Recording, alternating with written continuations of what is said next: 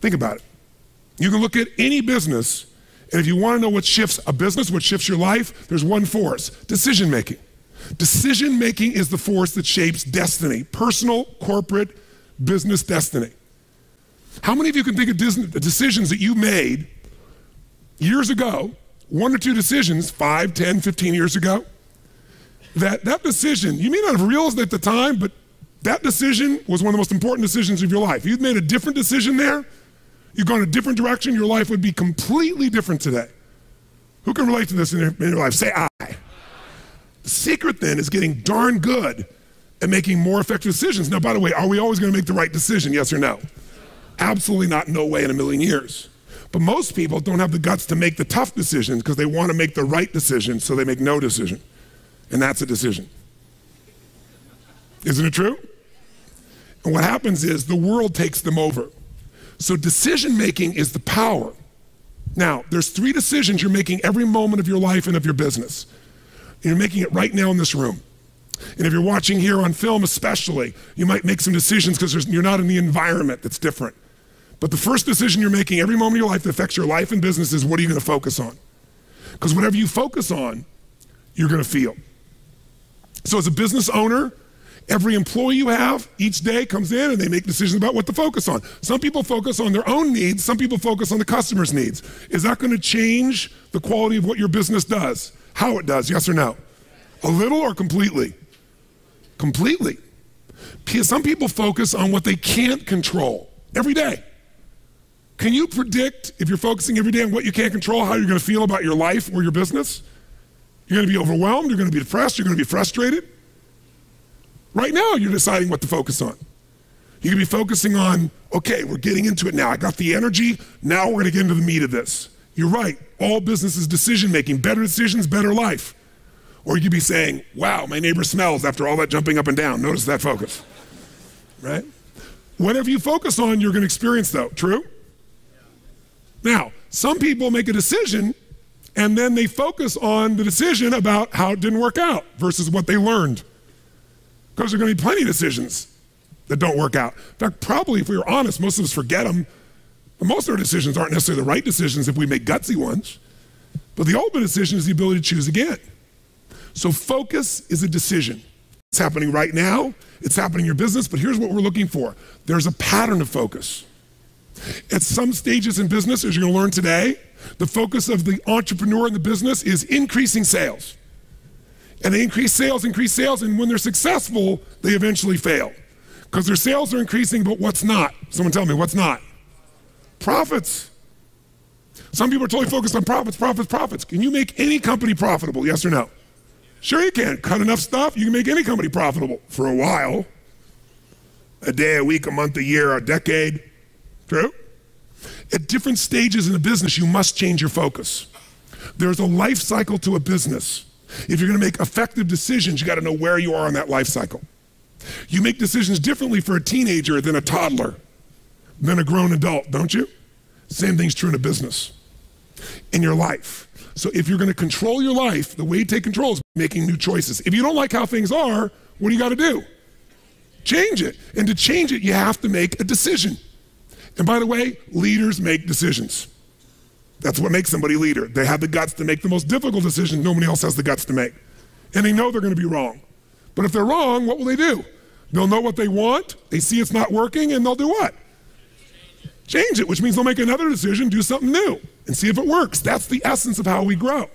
So first decision controls your life is focus. Lots of patterns. Some people focus on what they can control, some focus on what they can't control. Some focus on customers, as I said, some focus on themselves.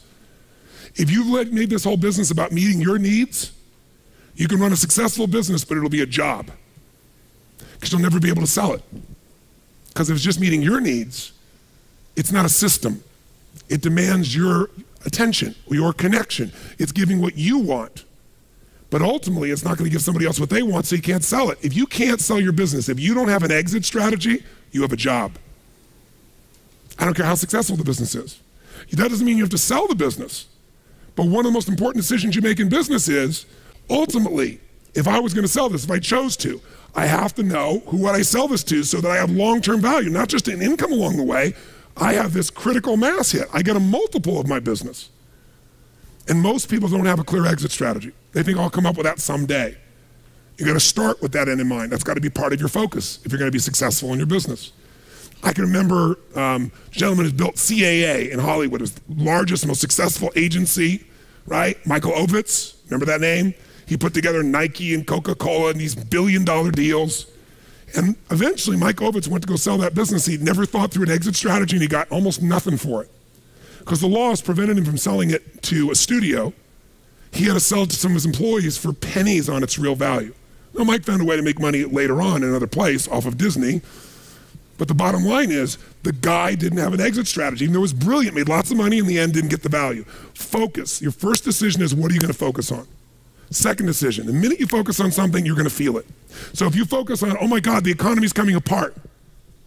My industry's, people are not buying my product or service, they're shutting it down. Consumers are not spending the money. Is that gonna affect your state, yes or no? Now, should you lie to yourself and just pretend there aren't challenges? No, but you're gonna have to focus instead on, what am I gonna do? What's the need that's still there? In any marketplace, there's always still people buying. I've seen it throughout the years. Even in some simple little business, let's say you're a realtor, you have your own little real estate office, or you kind of your own salesperson, you got a couple people that work with you that help you leverage yourself. Something that simple. I remember years ago, I met a woman named Marty Rodriguez. She's from the town I grew up in. She came to one of my seminars, and then she would be sitting in the front row, and in a year, I may have done 25 seminars. She was probably at 10 of them, same seminar, in the front row. This is a woman who was the #1 real estate agent for Century 21 in the free world. 9 out of 11 years. I watched her in good times make money, in the worst times make money. A few years ago, she sold more real estate in the city she's from than the entire multiple listing service of other agents combined. One person. Now she built into a business. She's got a whole team that runs it, but it's still her. She built the brand.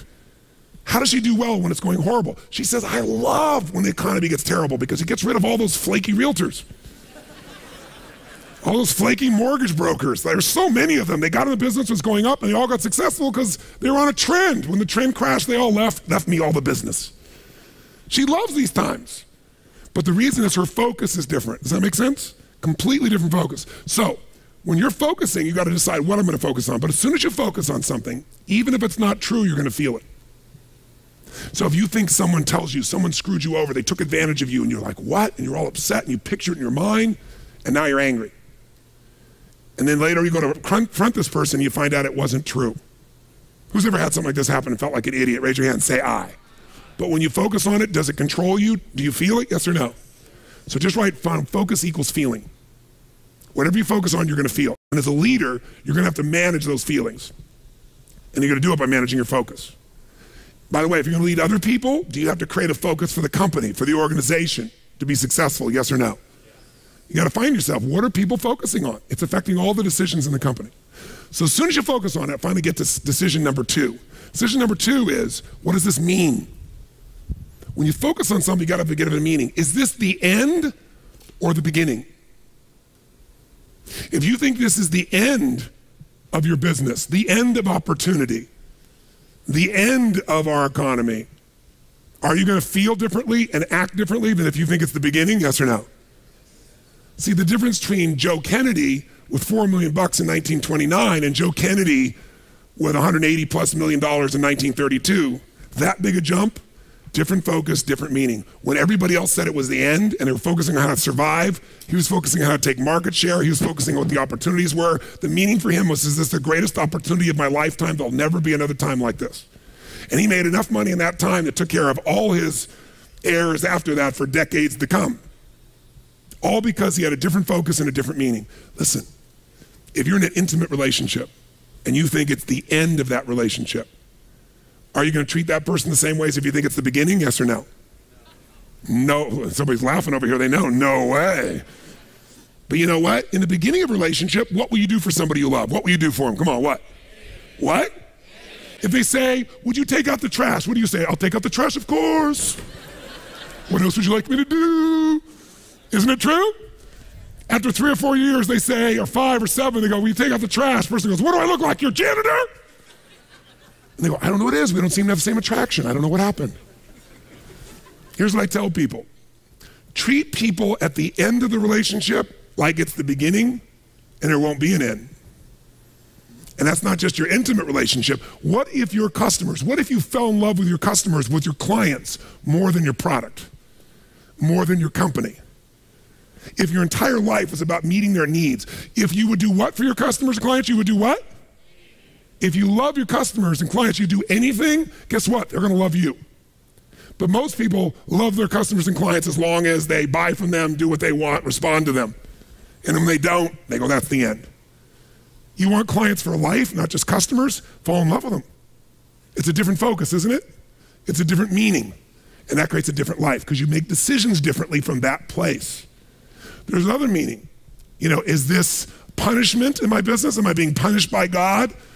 Or am I being challenged? Or is this actually a gift what I'm facing right now? Whatever meaning you give controls what you feel. And what you feel controls the third decision. What are you going to do? Right? The minute you give it a meaning, you get a feeling. When you get a feeling, you're going to do something. You're going to take action. You're going to pull back. A whole economy is driven by this. People start focusing on, oh my God, maybe this is going to go on forever. Maybe I'm not going to get what I need. This might be the end of the way things are. I better pull in my reins. I better not spend this money. I better not take any action. And it becomes a self-fulfilling prophecy. How many know what I'm talking about here? So decision-making is your power. You want to change your business? Think about whatever's changed your business in the past. I guarantee what's changed your business is some decisions you made. You made some decisions that shifted your business in a radical way, changed things in a way that shifted the game for you. Decisions about people, decisions about products, decisions about marketing or promotion, decisions about locations, decisions about what you're going to offer, your offerings, decisions. You want to change your whole business, you can do it next few days just with some new decisions, but you're going to get stimulated, all kinds of decisions to look at. You got to decide which ones will make the biggest difference. Today, again, is going to help you understand where those decisions need to be focused based on where you are in the life cycle of your business and where you are in your personal life cycle. By the way, do you make decisions differently? Do you look at time differently when you're 20 than when you're 30, than when you're 40, than when you're 50, than when you're 60, than when you're 70, yes or no? It'll affect your decisions.